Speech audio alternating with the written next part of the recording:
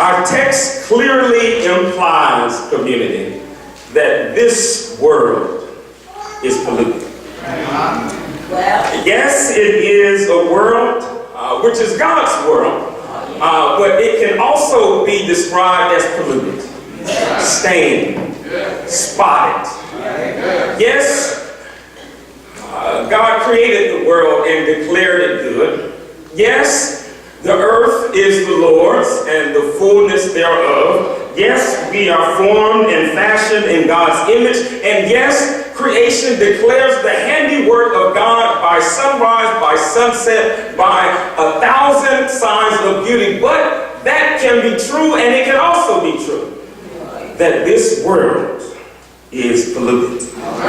And in many respects, on this Men's Day, I've come to talk to someone who stands in the space between what God has prepared for you and having to deal with the pollution of the thing that God has prepared.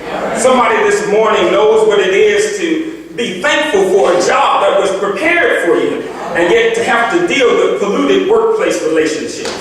Somebody knows what it means to be thankful for the neighborhood in which you live and which was prepared for you, but to have to deal with some of the polluted sentiment of folk who didn't want you in the neighborhood.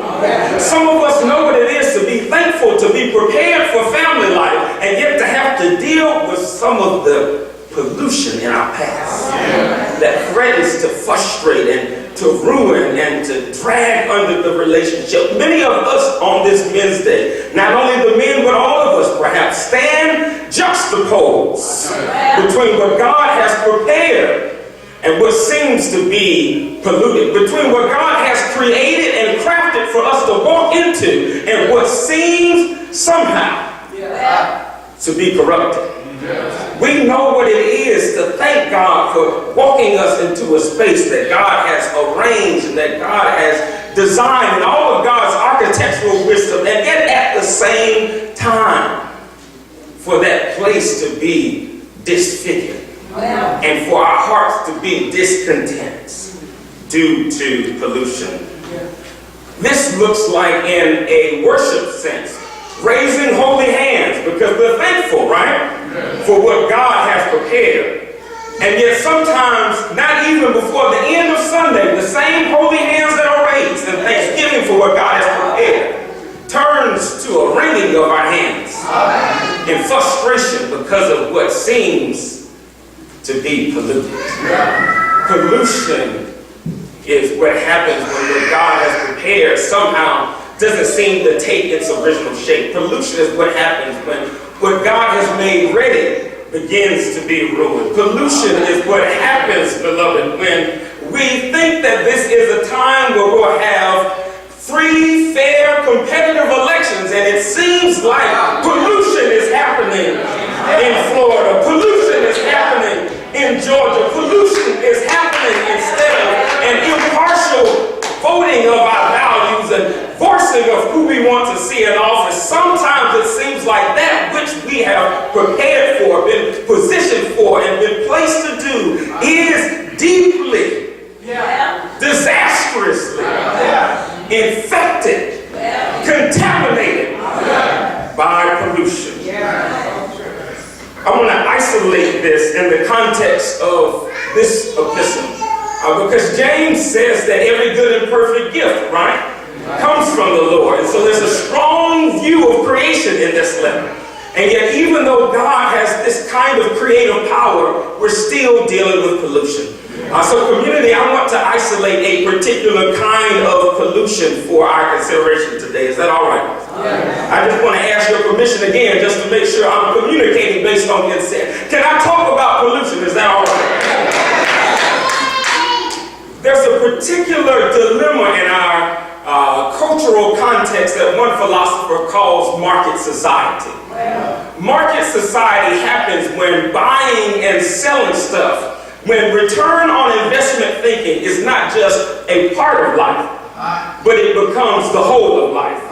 Market society happens when trying to get a good deal and trying to get a discount and trying to get a bargain and being driven by transactions, this for that and the other in exchange for this thing. When that kind of thinking and positioning becomes not just what we do in a portion of our life, but when it becomes something that's pervasive throughout the entirety of our life.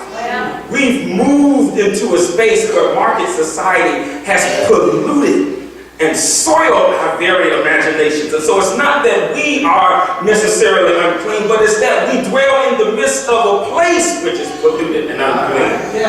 Market society happens when you consider how some people talk about our children, right? When they say that our children are not worth the investment, when they say that our children might not amount to much. And so why commit the public funding? Why commit to doing the kind of mentoring? Why commit to making a deep, dedicated trying of nurturing excellence in our children if they won't amount to much? Why put anything in if you don't expect anything to come out? That's the pollution of market society. The pollution of market society happens when you go to a social networking event. And there's that, y'all know what I'm talking about, there's that kind of silent sorting in the room of who's worth talking to and who's worth skipping over, of who's worthy of getting the business card and who is worth just a link in your pocket. Y'all not talking to me this morning. Market society is a kind of pollution whereby there's conversations in the union hall and in the teacher's lounge and in the break room and in hours that may or may not be associated with happiness. And folks are in a space where white privilege is scanning the room and deciding who is worthy of an opportunity and who is locked out and shut out of the training, shut out of the apprenticeship, shut out of the opportunity for promotion. Market society is a kind of pollution where we don't functionally see everybody made in the image of God, where we don't functionally see everybody as made just a little bit lower than the angels. Market society instead assumes that some folks are positioned to be stewards in the earth and other folks are positioned to be servants in the earth. It's a polluted kind of thinking that has a way of helping us not to see the glory and the genius and the brilliance and the beauty and the blackness and the possibilities and the power of everybody, but instead the pollution of market thinking has us saying that's a great human resource and that's a poor human resource. This is a labor cost and this is somebody who can't necessarily bring that much value. I'm talking about market society.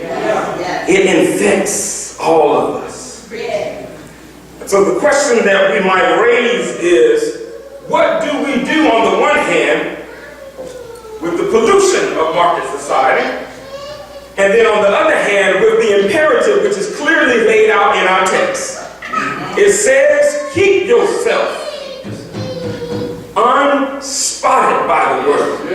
It calls us to be unpolluted in the context of a world that is polluted. Can you see the tension, community?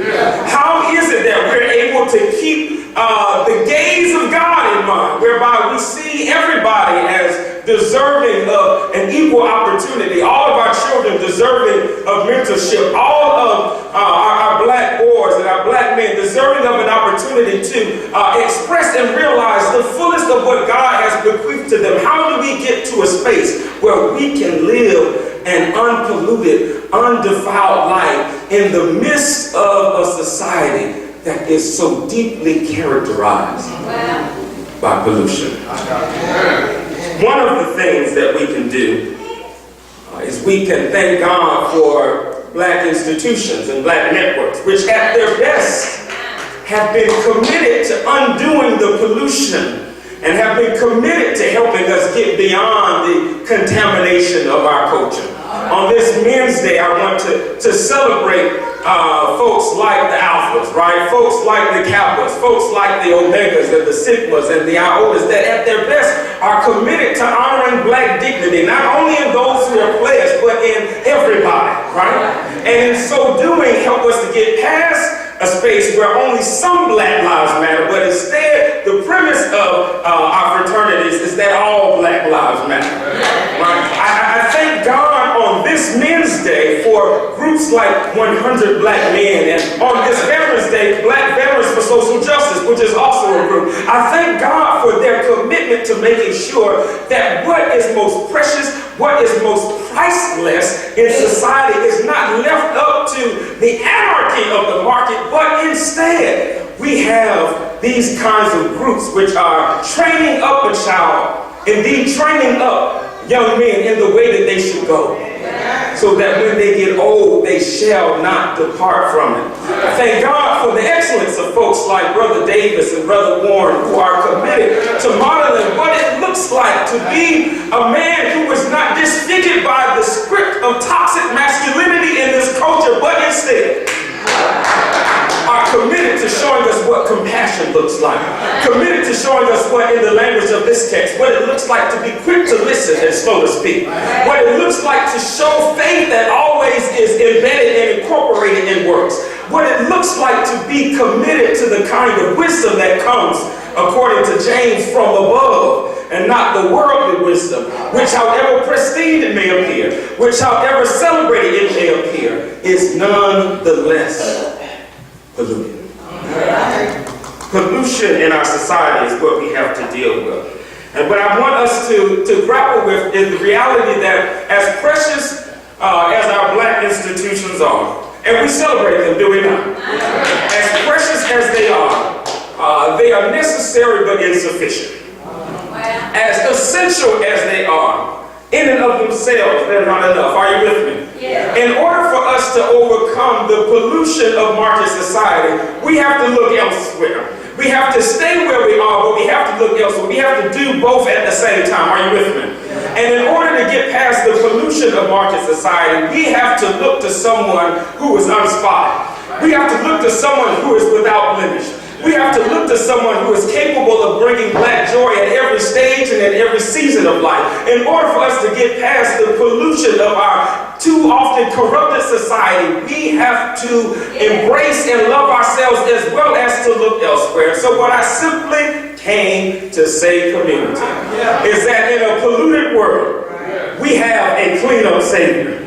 In a polluted world, we have a Savior who is committed to loving us tenderly and teaching us the ways of gentleness. In a polluted world, we have a Savior who moves us beyond return on investment thinking and moves us beyond the buying and selling of goods and things. In a polluted world, we have a Jesus who reminds us that there's more to life than counting your coins and collecting your coins, and there's more to life than money making. There is a clean-up Savior who reminds us that we cannot live by bread alone.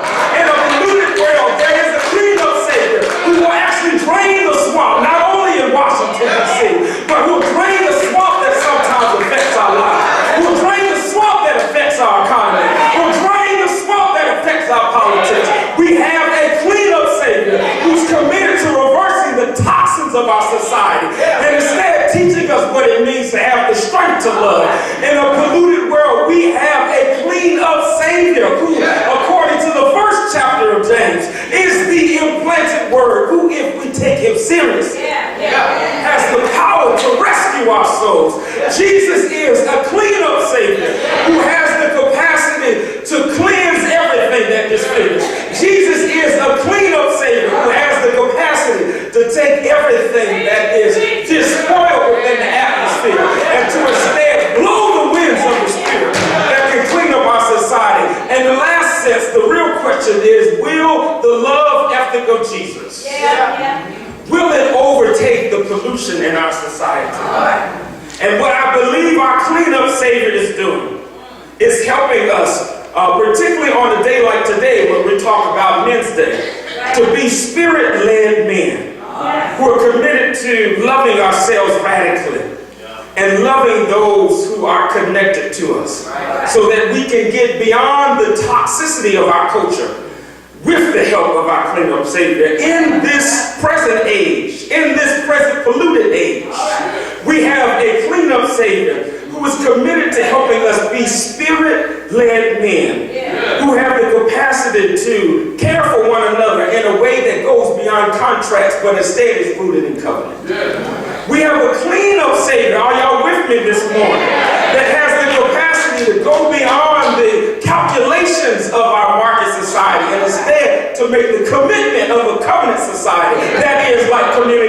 Baptist Church and say, I love you just because. I love you with the love of the Lord. I'm committed to your potential. I'm committed to your possibilities. Jesus has given us, according to James, the royal law, which is to love your neighbor as you love yourself. That is the royal law that helps us overtake and overturn the pollutions of market society. Love yourself, as Alice Walker says, regardless. And if you love yourself regardless, you have the capacity to follow our clean-up Savior and to love your neighbor as you love yourself. The question today is, will our clean-up Savior and his love ethic beat out the love of money, which is paramount and primary in our polluted society?